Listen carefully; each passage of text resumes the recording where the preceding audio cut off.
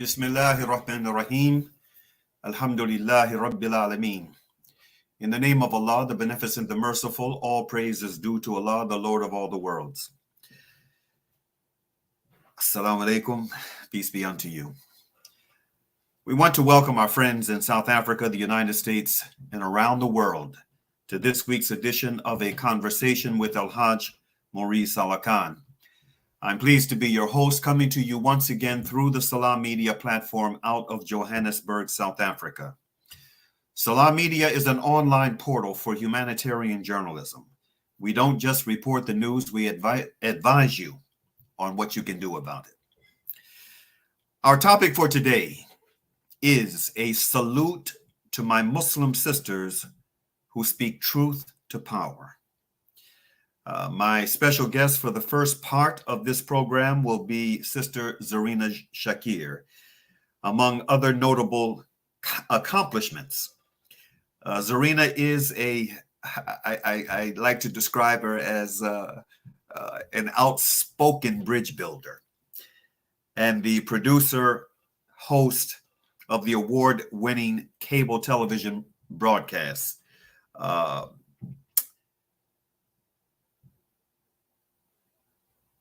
In the second part of today's program, we will focus some much needed attention on one of our notable sisters who's been under fire for truth telling.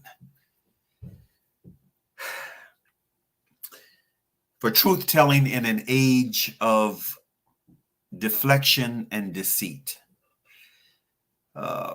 None other than the CARE San Francisco Executive Director, Attorney Zahra Billow. But getting back to our guest for today, Zarina Shakir was born in Trenton, New Jersey. She has been the producer and host of the award-winning Perspectives of Interfaith. That's the name of the program. Television program taped and aired at Arlington Independent Media Studios in Arlington, Virginia. And she has been at the helm of this program for over 17 years. She is also the former producer, host for 6 years of Islamic Perspectives. In fact, I was a guest of hers on 2 or 3 occasions when she hosted and produced that program. Also a television program, which was the longest running program about Islam and Muslims in Washington, D.C., in the Washington metro area for over 15 years. She contributed 6 years to the local station board and 2 years as the chair of WPFW. 89.3 FM in Metro Washington, D.C. WPFW is a sister station of the Pacifica radio network. Without any further ado, I want to welcome Sister Zarina Shakir to today's conversation with her brother. And we've known each other for a good number of years. Assalamu alaikum, Sister Zarina. Wa alaikum assalam, Brother Mauri. It's such a pleasure and an honor to be on a show with you and you being the host as opposed to me. Yes. This is a wonderful switch. And inshallah ta'ala, it will be a thought-provoking switch at this time of heightened tension between Muslims and Jews.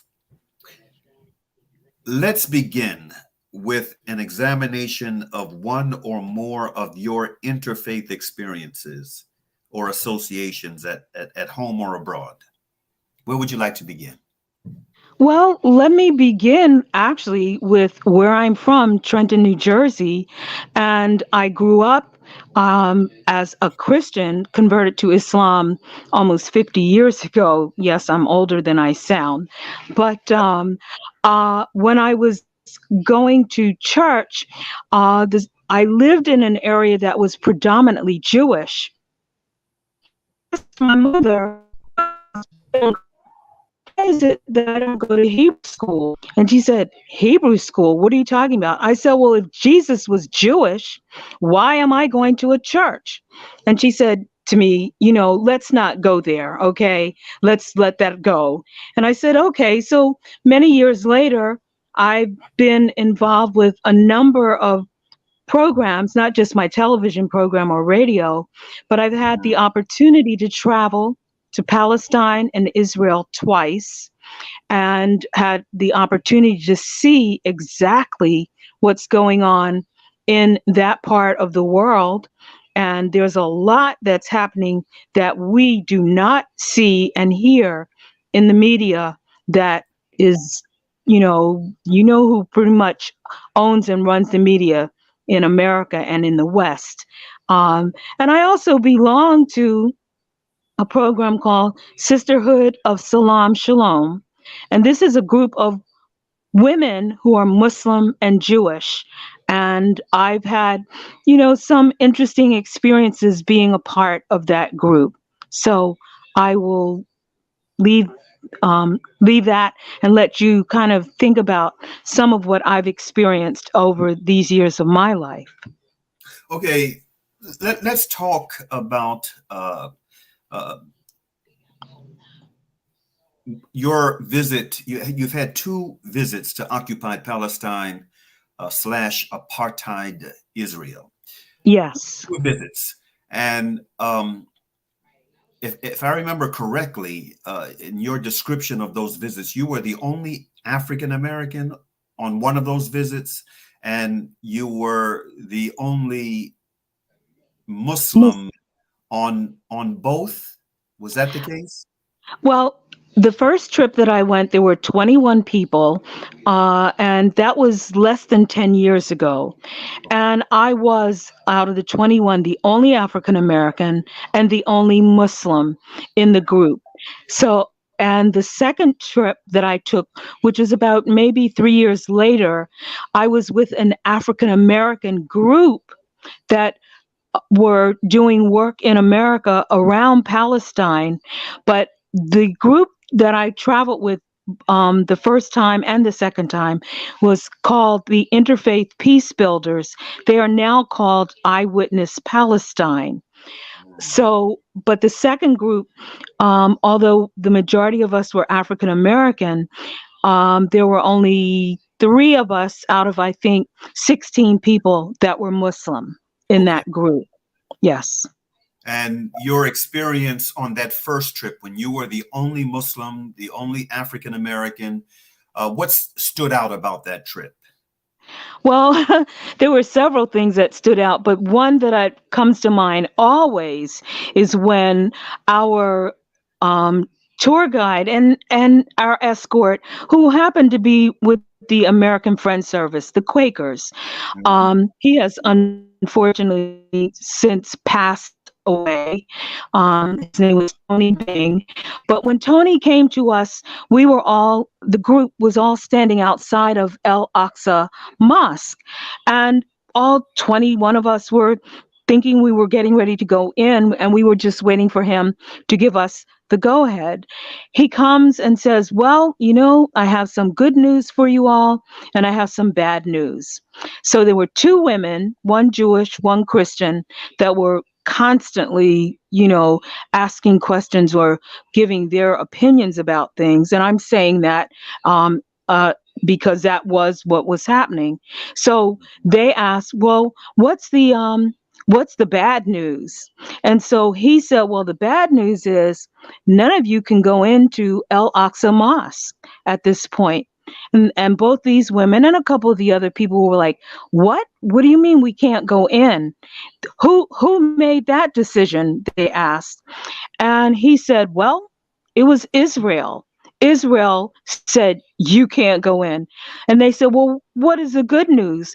And he looked at me and he said, the good news is Zarina can go in because she's a Muslim and she's here.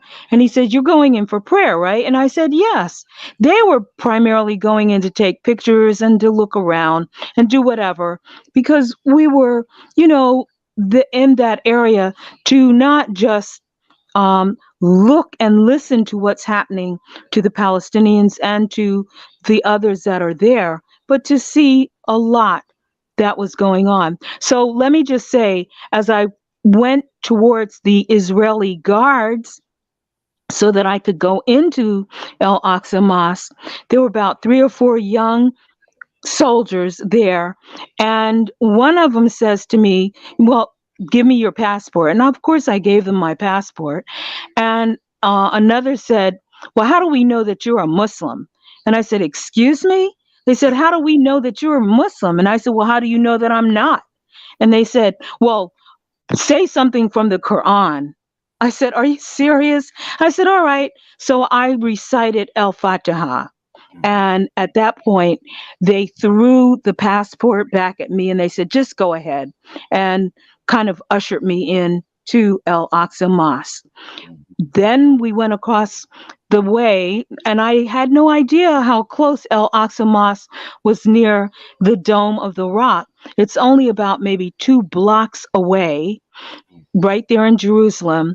And again, I was the only one that was allowed to go into the Dome of the Rock because I was a Muslim. Mhm. So, Interesting.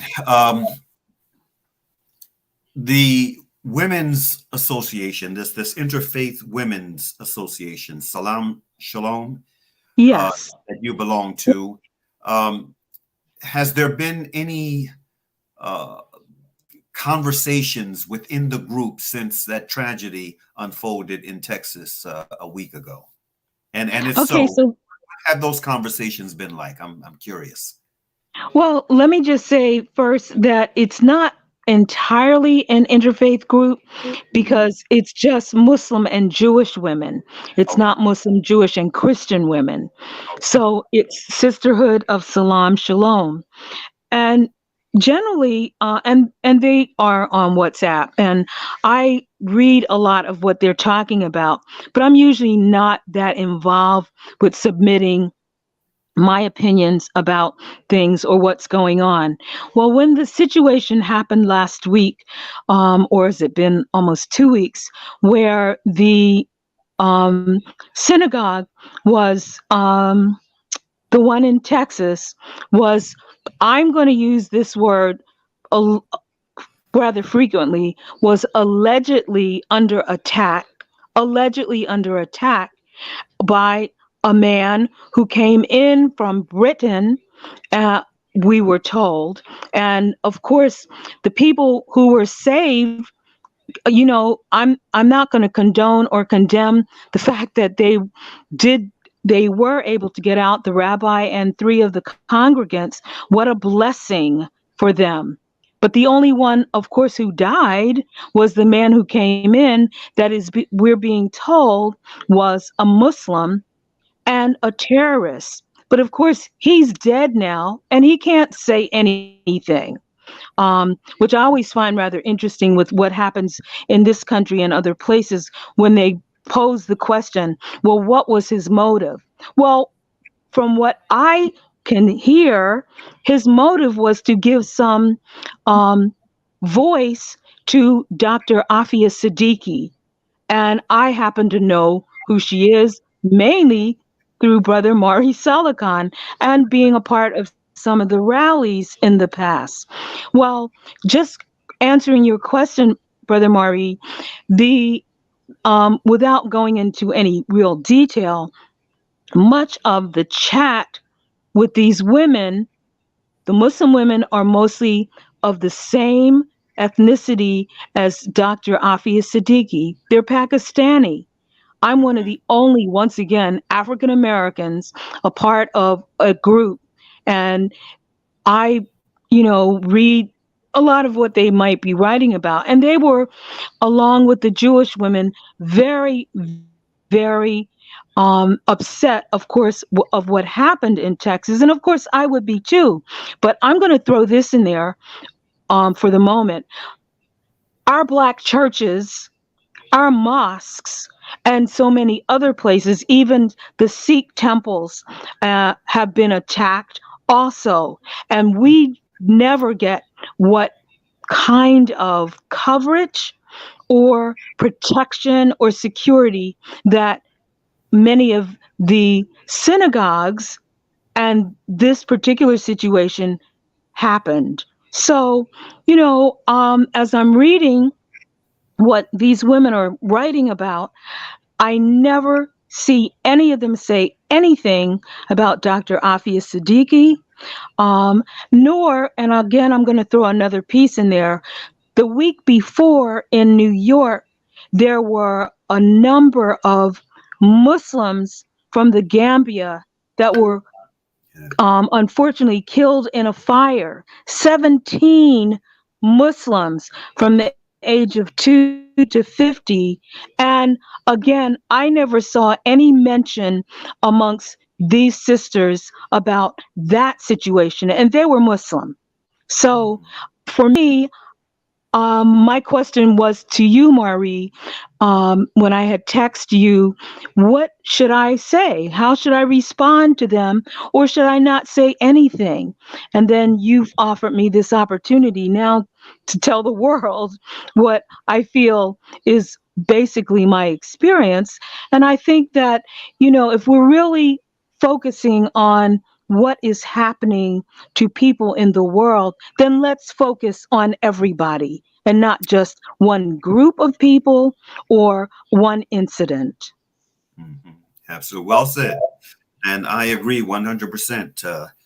You know, you've already shared your thoughts on, at least in part, on the incident that unfolded in Texas that resulted in the tragic death of one individual. And it has been established. It is a fact that he did come from the UK. And one of the big questions for me is how did someone who, according to reports I've seen, had been investigated by the secret services of the UK, how was he able and also he was it was well known both within his family as well as within those that service MI6 or MI5 whatever it's called that he was mentally ill. How was he able to get on a plane,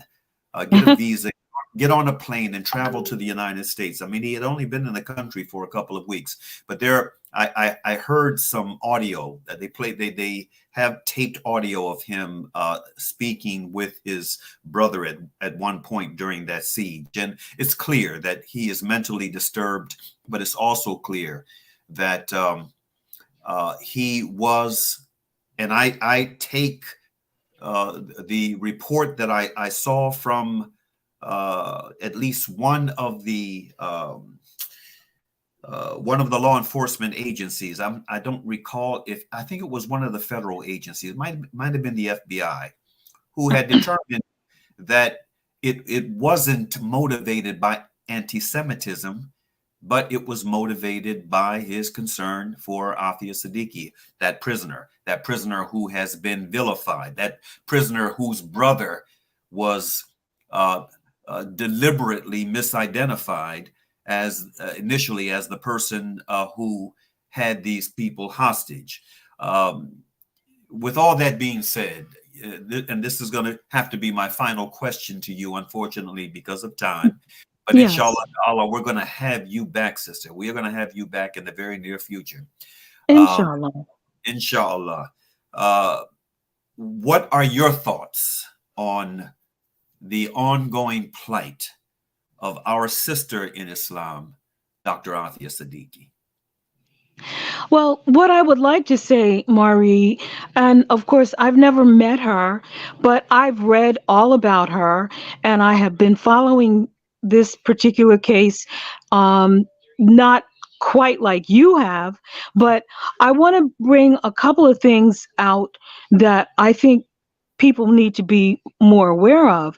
Her being a student in America, she went to Brandeis University. Well, what is Brandeis University? Yeah, That's a Jewish university. For it those is. people that know or don't know, it's a Jewish university. She went there and she did well there. And she also graduated from MIT with her PhD in neuroscience. I mean, come on. The We don't just, PhD, the PhD was from Brandeis. okay, Uh, I'm sorry. I'm sorry. Just mix it up. I'm sorry. He was from MIT, yes, and both with honors. Both Right. with honors, yes. So, what I want to say though is another woman who I think that you need to have on, if you haven't already, who also was a graduate of Brandeis, is Angela Davis. Angela Davis graduated from Brandeis also. I don't know I if you know that, didn't but know that. uh, and also one of their top law professors there right now at Brandeis is Anita Hill. Mhm. So, I look at some of the backstories that have taken place with many of our women. And so, as I think about Dr. Afia Siddiki, I feel that others, including the group that I'm still a part of at the moment, and on in terms of my life, that they need to do a lot more studying, research, and understanding that don't just look at one side of the story. And I'll leave it this way. My mother always said there is always three sides to every story: your That's right. side, their side, and the truth. So I'll leave it at that. Thank you, my sister. And it was a real pleasure having you on today for the first part of this program. And inshallah ta'ala, God willing, we're going to have you back. So thank you. Thank May you Allah, again, Brother Mauri. Allah Thank you. bless the rest of your day, Sister Zareda Shakir. All right. Thank you so much. Assalamu alaikum. Walaikum salam wa rahmatullah. Okay, brother Sadiq, we're ready for that video, brother. Just take us into part two. Is about the connection between Islamophobia and Zionism. I want to underscore first and foremost that as Muslims, Islamophobia is not something we've been dealing with for 10 years or 20 years. It's something that we've been dealing with for hundreds of years. From the moment that our Prophet Muhammad, peace be upon him, introduced his message to his community, people opposed him. People opposed him. People were violent against him. They dehumanized him. They boycotted him. And the Muslims were unsafe. But over and over again, they turned to their faith and they emerged victorious. So these conversations are heavy, but they are not unprecedented. It can feel difficult at times, but we have a history of winning. We don't have a history of being richer or more powerful necessarily. We have a history of winning because we have Allah on our side. So when you hear what we are saying and you think about the millions of dollars and the big organizations and the networks, remember that we have a history of winning and that we have been doing that and we will continue to do that. I want to underscore what Brother Atta said, which was that at the root of this is a dehumanization of our communities. Muslims are not good enough. Arabs are not good enough. Palestinians don't believe in peace. They teach their children violence. If they would just stop fighting, then everything would be okay. We know that that's not true. We know that it's a talking point, that they dehumanize us to advance their agenda. Brother Atta reminded us of that. Brother Nihad reminded us that this is not a hidden connection. All of you in this room, and hopefully everyone within 6 degrees of separation from you, knows that Islamophobia is a well-funded conspiracy, a well-funded project to marginalize us, to imprison us, to deport us, to silence us. And they do it because they're afraid of what we will do. They're afraid of our message. They're afraid of our advocacy. They know that Muslims fight for Black Lives Matter. They know that Muslims fight for police accountability. They know that Muslims fight against homelessness and poverty. They know that Muslims care for the environment. And most importantly, they know what my parents taught us, that Muslims fight for Palestine, that Muslims will fight for a free Palestine, and so they must come after us. Many of us on this stage and many of your colleagues in nonprofit organizations are professional fundraisers. I spend more of my time asking for money than I do lawyering, which makes me a little bit jealous of the more traditional lawyers. I'm going to people and I'm saying, can you write that check? Can you give me your credit card number? 100, 500, 1,000, 10,000. And we work and we sweat and we work for $100,000 here, $200,000 here. And then we hear about what the Islamophobia industry is spending. Brother Nihad gave us specific examples, tens of millions of here, tens of millions there. What we're talking about is hundreds of millions of dollars spent on dehumanizing our community with the agenda of silencing us, pushing us out, repressing us, killing our hope, which is why I started with the reminder that we win. And we continue to win. Because if we lose our hope, they win. That's what they spend the money on. Growing up post 9/11, for a brief period of time, I thought that if we could just fight Islamophobia in the United States and disregard the foreign issues, maybe we'd make some advances. If I could get my Jewish and Christian brothers in the United States to just understand why I eat halal meat and I pray 5 times a day, then maybe I would be safer. And what we lost sight of in that conversation was that our opposition was out organizing us. Our opposition wasn't making a distinction between domestic and international. To them, Muslims here or abroad, Palestinians here or abroad, Arabs here or abroad, people of conscience here or abroad are a threat to them. So we have to stop making that distinction. We have to connect the dots. The organizations that promote Zionist agendas, materials, marketing, and legislation are the same ones that want to ban Muslims, are the same ones that want to pass anti-Sharia legislation. The police officers in the United States who kill unarmed black men, women, and children are trained by the Israeli military. The technology that is used at the US-Mexico border is the same technology used at the apartheid wall. We have to make these connections because if we don't, they are doing it anyways. When we talk about Islamophobia, we think oftentimes about the vehement fascists, the ones that Brother Nihad reminded us of, the Daniel Pipes, the Stephen Emersons, the Pamela Gellers. But I also want us to pay attention to the polite Zionists, the ones that say, let's just break bread together. We oppose a Muslim ban in the United States, but we cannot support Palestinian human rights. We need to pay attention to the Anti-Defamation League. We need to pay attention to the Jewish Federation.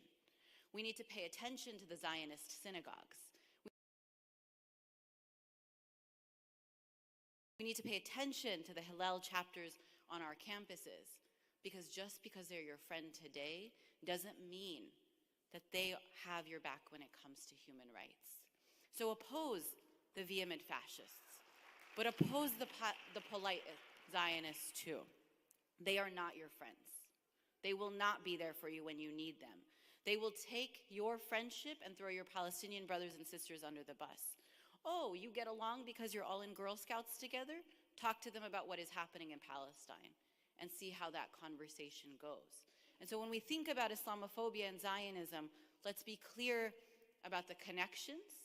There is no difference between domestic policy and foreign policy when it comes to our human rights. There is no difference between domestic policy and foreign policy when it comes to those who seek to target us. And so when we do our work here in the US, we have to work together because they're working with or without us. Now, how do you fight back? Know your friends. Who actually has your back? Know that you can call American Muslims for Palestine. And by the way, you should be a monthly donor to American Muslims for Palestine. Build it into your budget and forget about it. Make it your monthly contribution because you're contributing to the apartheid monthly. It is a part of your budget. You are paying your taxes, so you should be giving money to AMP monthly. Know your friends. Know that you can call CARE. If you face a boycott or legislation or something where you are being targeted for your views, know that you can call CARE, where you should also, by the way, be a monthly donor, because we will support you. We will file the lawsuit on your behalf, and we will not charge you.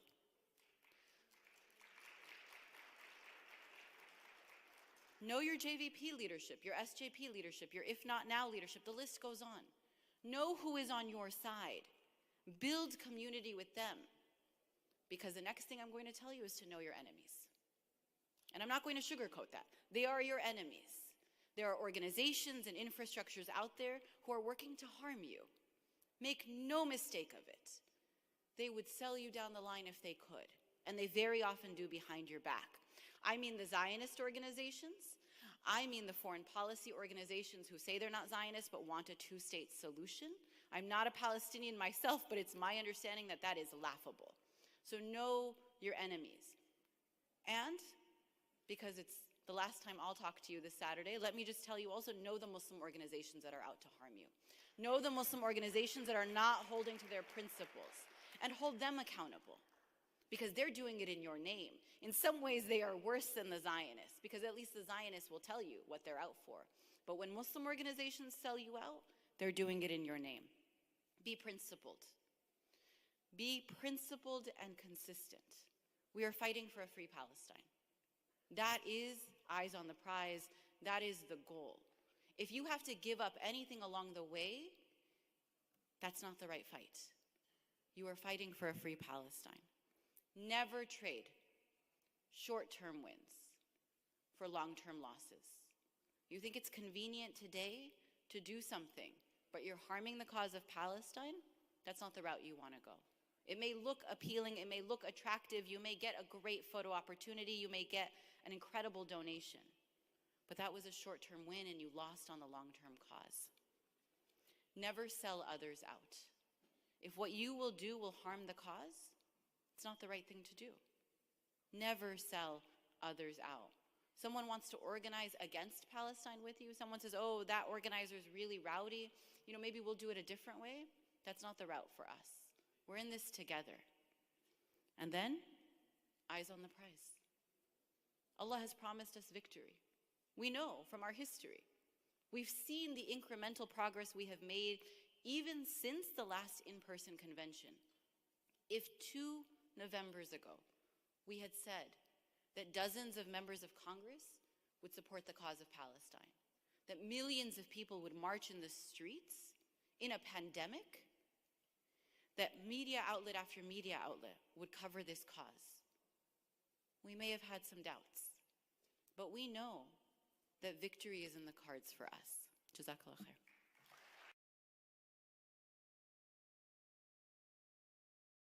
Alhamdulillah. Such a magnificent speech. I apologize that the volume was at its highest in the studio, but it wasn't as loud and clear as it should have been, especially for a speech of that nature. I would encourage you to go back and pull it up. Just do a search for the American Muslims for Palestine convention or conference that just took place recently, and revisit that speech again. It got our sister into a lot of trouble, following that thought-provoking video, and good trouble. Following that thought-provoking video of that speech delivered by my sister in Islam, Zahra Billu, again at a recent American Muslims for Palestine conference. I want to begin the second part of today's program with a shout out to a number of other outspoken and committed sisters who immediately come to mind for Brother Salaakhan. These are all dear friends. I've known them all for a number of years, with the exception of one. And that one is the first one on the list, Dr. Anthia Siddiki. Then there's Dr. Fauzia Siddiki. There's Amina Janjua. There's Karima El-Amin. There's Aisha El-Adawiya. There's Henna Zuberi. There's Lena El-Arian. There's Dr. Nadia B. Ahmed. There's Maha El-Kolali. There's Sadia Ali Aden. There's Zainab Abdullah. There's Safiya Fatima Abdullah. There's Nadrat Sadiq. And I can go on and on. I mean, I know so many outstanding sisters that inspire me in the work that we do. With that said, I want to segue into a Jerusalem Post report. Just came out on December 22nd of 2021. It's 1 month ago. This report came out based on the controversy. It was it was given birth through the controversy that was generated by the speech that our sister Sister Zahra delivered at the AMP conference.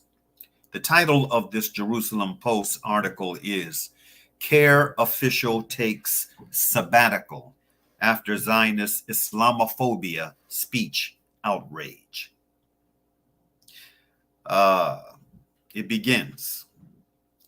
Zahra Billoo has gone on sabbatical from her position at the Council on American Islamic Relations following the scandal in which she had claimed that Jewish Zionist organizations are enemies, quote unquote, who are part of a conspiracy behind Islamophobia. Billoo largely attributed the sabbatical to the general strain of demanding work. Quote, "In my 9th year at CARE, I began this conversation for myself. How do we sustain senior, long-term Islamic workers? They are all overworked, traumatized, under-resourced, and care deeply," Billoo wrote on a Sunday Facebook post. "We implemented a modest and yet progressive policy. I don't yet know of many other Muslim-led organizations who offer sabbaticals. So we are starting. I could not have known I would marry my best friend this year, that my sabbatical would overlap with our desire to travel as a family and take an extended honeymoon," end quote. And congratulations to the newlyweds.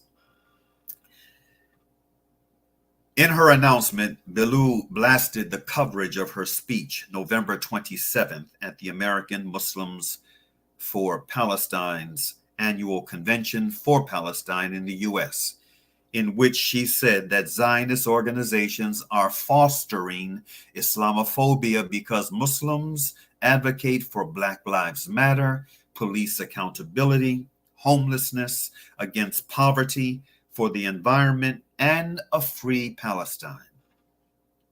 Quote, "I am still in the middle of a prolonged Zionist onslaught," said Billoo. "They have twisted my words, lied about me, attacked me on social media, email, and by targeting our partners.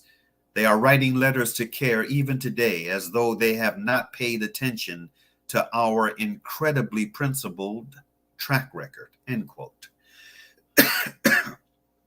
Excuse me. Billoo also asserted that there is a, quote, "pro-Israel campaign to place moles," end quote, in CARE and other organizations, referencing CARE Columbus, the former director Roman Iqbal, and his firing over his alleged feeding of information to the investigative project on terrorism, which CARE described as, quote, anti-Muslim hate group, end quote. Billoo,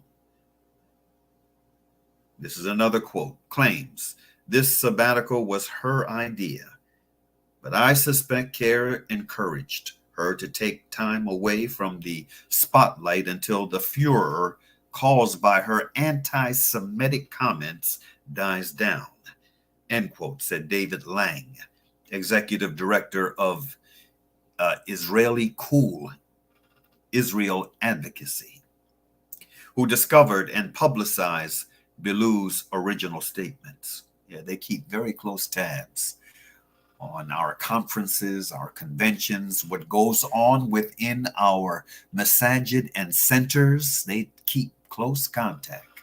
Within our advocacy organizations, they keep their hand to the wheel of the pulse of our community, and any actions that are being taken, especially that might be threatening to them. but Allah watches us all.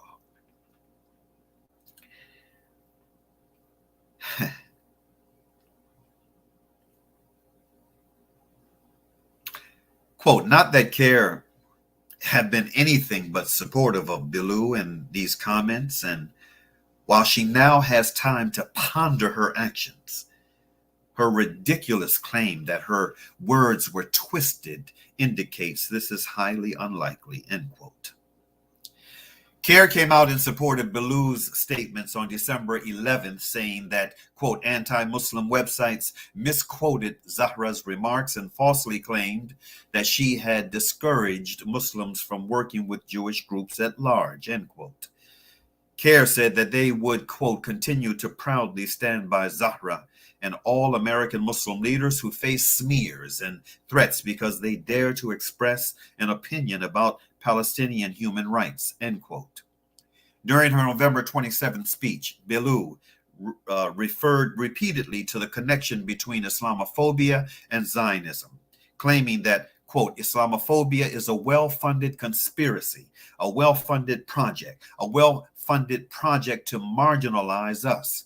We have to connect the dots between the organizations that promote Zionist agendas, materials, marketing, and legislation are the same ones that want to ban Muslims, are the same ones that want to pass anti-Sharia legislation, end quote. Billu claimed that the Israeli military trained police officers in the United States to, quote, kill unarmed black men, women, and children, end quote, and that the technology, quote, used at the U.S.-Mexico border is the same technology used at the apartheid wall, end quote. We need to pay attention to the Anti-Defamation League. This is a quote from Billu's speech. We need to pay attention to the Jewish Federation. We need to pay attention to the Zionist synagogues. We need to pay attention to the Hillel chapters on our campuses, said Billu. Lang said at the time that Billu's speech was, quote, unquote, incitement that could lead to bloodshed. That's the end of this article. I wanted to share another article in this broadcast titled, Don't Let CARE Off the Hook for Its Role in the Colleyville Hostage Crisis. This is another opinion piece. Inshallah ta'ala, I'm going to share this because we don't have enough time to share this and then some other information I wanted to bring to the fore in this broadcast. We only have about 20 minutes left. What I'm going to do, inshallah ta'ala, is after this broadcast ends, this live broadcast out of Johannesburg, South Africa, I'm going to come right back with a Facebook Live presentation that's going to deal with this other opinion piece. So stay with us if you can. I'm going to, for now, I'm just going to go right by this piece and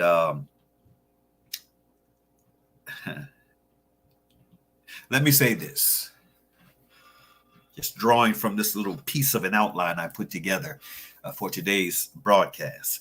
While Zionists don't like distinctions to be made, compassionate and committed Muslims like Dr. Anthia Siddiki go to great lengths to make distinctions between Judaism and Zionism, between practicing Torah-believing Jews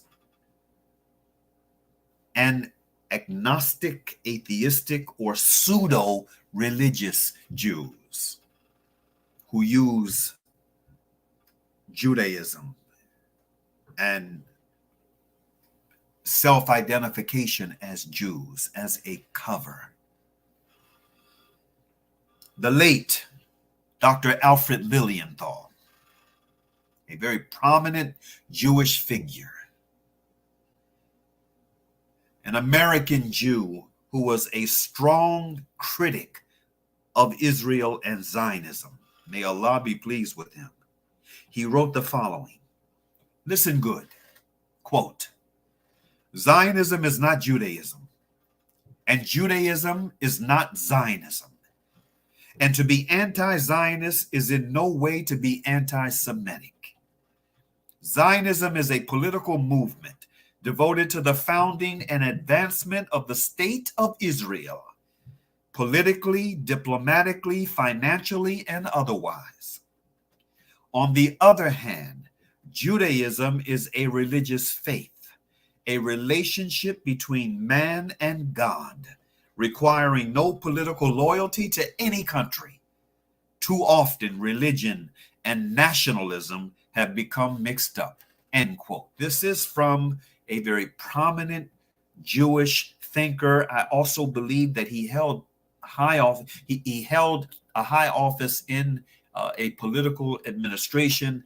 This man, Dr. Alfred Lilienthal, he was stridently anti-Israel and anti-Zionist.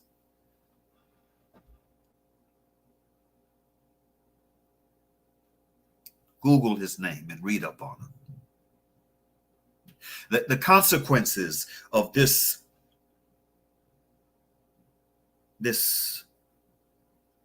mixture of religion and politics is something we can see on a daily basis in that tortured part of the world that is ironically referred to as the land of the prophets. Just recently, brothers and sisters, friends of Facebook, friends of Salam Media, friends of the Anthia Foundation and brother El-Hajj Mauri Salaakhan, just recently, a Palestinian American man,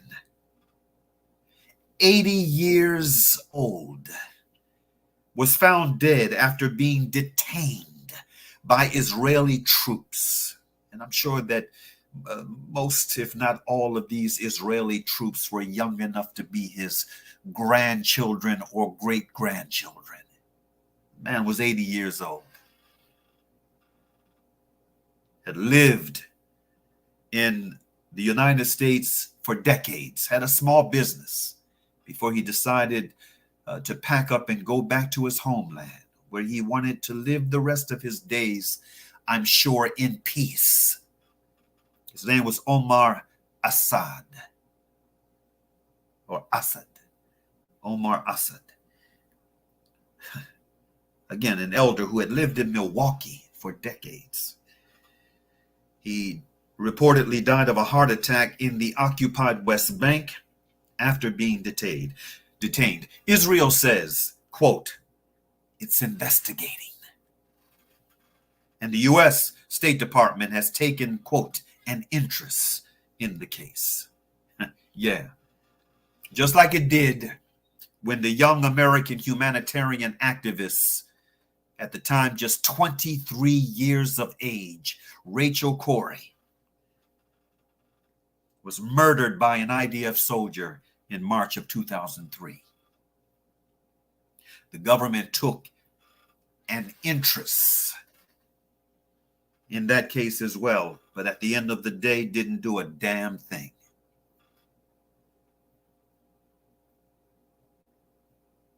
Seems always the best it could do is take an interest. Then there's the other report of the Palestinian home. Again, just recent, just days ago, the Palestinian home that was demolished in Sheikh Jarrah in East Jerusalem. SubhanAllah.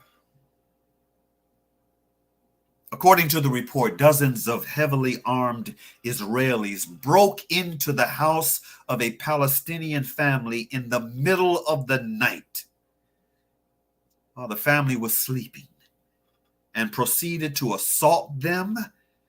And then they were expelled from their home, a home that this multi-generational Palestinian family reportedly occupied before occupied Israel even came into existence, or before occupied Palestine was occupied. SubhanAllah. This, my friends, is the textbook definition of terrorism. the worst kind of terrorism, state-sponsored, state-sanctioned terrorism. Getting back to our sister in Islam, Dr. Anthia Siddiki, whose name was just excoriated during that hostage crisis in Texas. Retired MIT professor Noam Chomsky, a prominent Jewish scholar who had Anthia as a student back in the day, back in the 90s.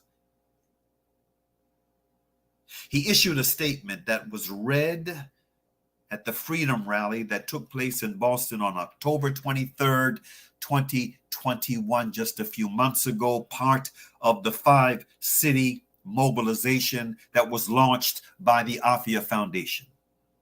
He said the following, quote, "The U.S. war on terror has left a shameful record of torture, vicious brutality, brutal crimes of state still continuing. Anthia Siddiqui's ordeal is one of the most disgraceful chapters of this trail of horror. She should be freed and compensated to the extent that is at all possible.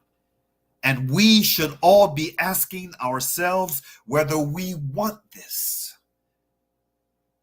Is this what we want our country to be?" End quote. The late former U.S. Attorney General Ramsey Clark referred to Anthia's plight as the worst case of individual injustice I have ever witnessed. End quote. Ramsey Clark is also reported to have said in another speech in August of 2012, quote, "We should speak clearly and honestly against Dr. Anthia Siddiqui's imprisonment. We are living in a world of danger, and we must have courage to fight and argue against the injustices meted out to her. If there is no rule of law, there will not be any peace." End quote. Zionists and their impish confederates in the U.S. and abroad can mislabel Anthia a quote-unquote convicted terrorist all they want. I would simply applaud all those outside of the Zionist sphere of influence, all those who are capable of rising above the BS and say, welcome to the right side of history. To the so-called Muslims who hunger for the approval of these disgusting enemies of Allah, I remind you of the words of our Lord in the final revelation. Allah says in Surah 4 of the Quran, in verses 138 through 139, in the surah known as An-Nisa, the women, "Give good news of a painful punishment to the hypocrites, those who take disbelievers as allies instead of believers. Do they seek honor and power through that company? Surely all honor and power belongs to Allah.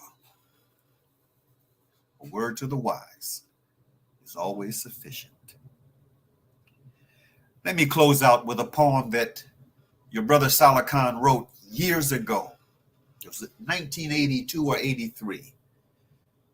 It was when it was the time when my consciousness was awakened in a very profound way to the ongoing conflict that had been raging in that tortured part of the world called the Middle East. It was the siege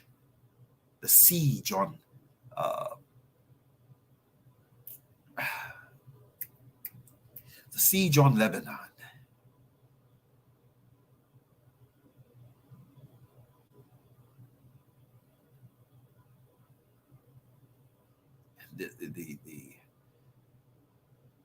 The bloody siege on the refugee camps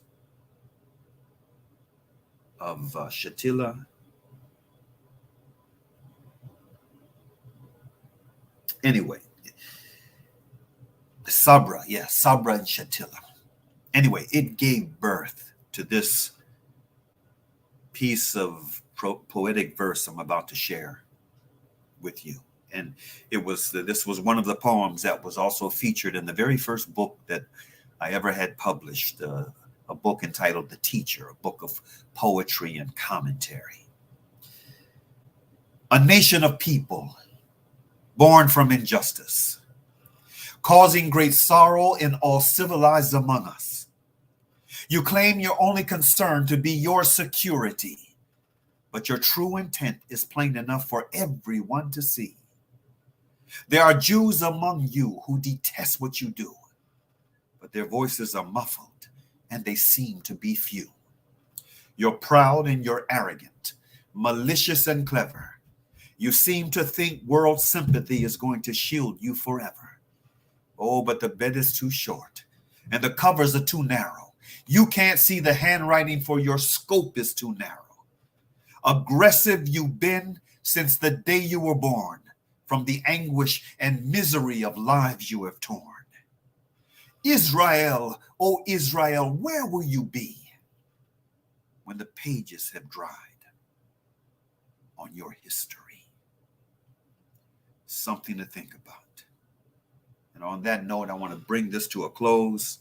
Oh, before I bring it to a close with our traditional ending of that beautiful verse from the Quran, I want to say this, especially to my brothers and sisters here in the United States, but not just in the United States. Alhamdulillah, one of the strong supporters of Anthia Siddiki, our dear brother who is the leader of I consider him to be the frontline leader of the Free Anthia movement in Norway.